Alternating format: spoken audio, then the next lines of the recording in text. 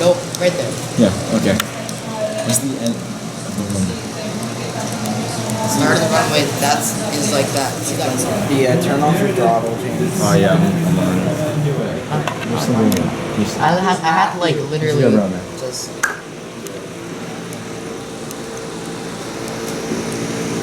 James, I want to turn right a little bit. Do you see first shift in solar impulse? That's really cool. Yeah. That's awesome.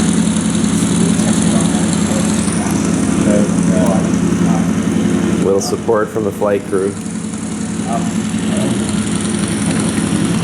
You know, we're approaching You get to land on those darker ones. the airport Which- at Paris, the darker France.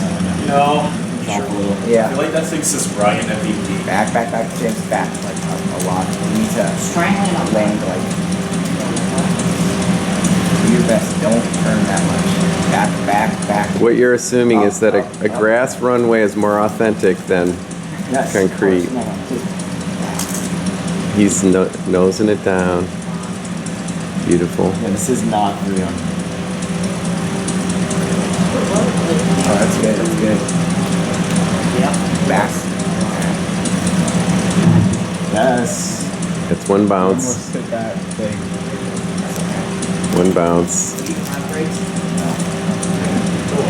Oh. He's keeping it straight. He's keeping it straight. And ladies and gentlemen, the Spirit of St. Louis is officially stopped safely in Paris, France. 33 and a half. A couple questions about the flight, if you don't mind. I know you're really tired. First of all, you have the screen set up with the GPS and so on. What advice would you give to the pilots next year? As soon as you're gonna take off, hit shift 3.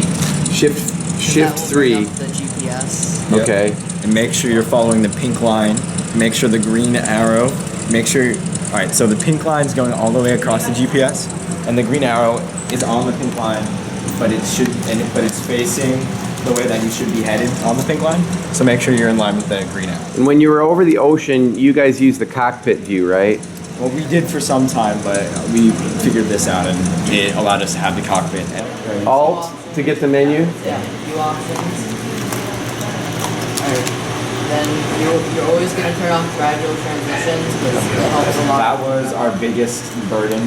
That's what took you down. Yes. Told you to turn it down. And Like the first time you opened it. distance you want to put at 33. 33 around there. And then we would start with altitude. I think we went with 22, but it usually decreases as it goes on. And to get to those view options again, it's the Alt key. Yes. Okay, Alt key. Views and then view options. Any other essential commands that they need to know? The escape key to pause, or no, the P P. is to pause. Escape is to kind of pause the whole game, but P is just to pause the flight that you're currently in. All right, and probably Tim, come on in here. Tim's done this flight several times.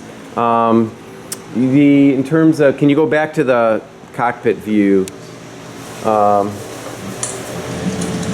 How much practice should they have taking off and landing? I would say practice, I don't know, definitely multiple times coming here, using the worst weather settings. Okay. Practice taking off, landing. In the rain, because that's Yeah, in the rain, it's usually rain. in all the weather. Any weather advice? You guys run? So just to train for storms in the other simulator that is over there, you want to set it so that you have that, but you want to put the weather on stormy, so that when you're at least over the ocean, after like maybe 2 or 3 hours, that's how long it took for us. So just practice on another simulator in Yeah. stormy weather. Get used to that. Like What altitude did you guys go over the ocean at? like Well, we tried to stay above like 2,000, but beneath 10,000. So that was a broad range. So at times we were near like 7,000, and we tried to decrease. And other times we were at like 4,000, and we tried to. So when you were in your cruising mode, can you show what the screen, how you like the screen? Was it like that? this. So we have the cockpit view right here, so that we can check our altitude right here.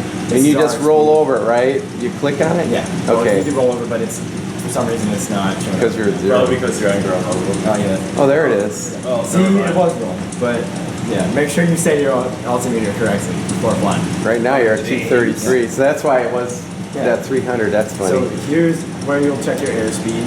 We use this to make sure we're balanced. When there's like a low ball here, and try to keep it in the middle to stay level. And when you're turning, you move to the sides. Right here, this thing, Yeah. it should always be down, unless you're upside down or like dive bombing. It'll be up, so that's how you know if you're in cockpit view, you're dive bombing or upside down. You don't want to be upside down. No, that is not yeah. So this is the setup we had. It's a fantastic setup. At first, we only had the GPS in this, and we would have to switch back and forth to this screen. But I think it was Ben who helped us and changed it to have it here, which is really helpful. And where's Ben? Let's just all point at him before he runs away. There he is, the guy who figured out all the views. Good job, Ben. So, and how did you get, Ben, how did you get that camera, that cockpit view, or can you guys show it? I have no idea how it is. But Tim's showing us. Okay. Yeah. So you press Shift and then the right bracket to Okay. get up one of those windows. Well, guys, you did a great job. Tim, coaches, pilots, why don't you give those guys a handshake because they all helped you. And Ben, wherever you are.